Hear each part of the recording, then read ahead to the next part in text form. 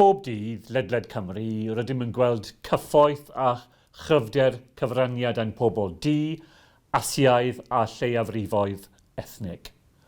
Ond wrth i ni ddathlu mis hanes Pobl Dduon, byddwn yn rhoi mwy o sylw i'r cyfraniadau hyn. Dyma hanes Cymru. Mae mis Hydref yn gyfle arbennig i dalu tyrnged i ffigurau ein gorffennol a'n presennol. Ar wythnos hon, gosodwyd cerflun o Betty Campbell yn ein prifddinas. Roedd Betty yn person oedd yn hawlio newid, trwy ei bywyd fe weithioedd i ddod dros bob math o rwystrau.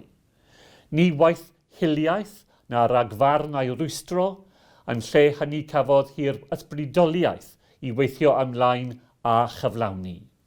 Heddiw, mae gennym dyrnged parhaol i fywyd arbennig Betty. Rydym hefyd yn dallu gwaith yr athro Charlotte Williams, sydd wedi herio a siapio ein cwricwlwm newydd. Gwaith geinyligol arweinydd ar achwiliad arloesol i berthynas anodd Cymru gyda'r fasnach gwaithweision. A'r athro Emmanuel Ogbonna, sydd wedi arwain yn gwaith ar atal hiliaeth, gan helpu i creu dyfodol gwahanol i Gymru.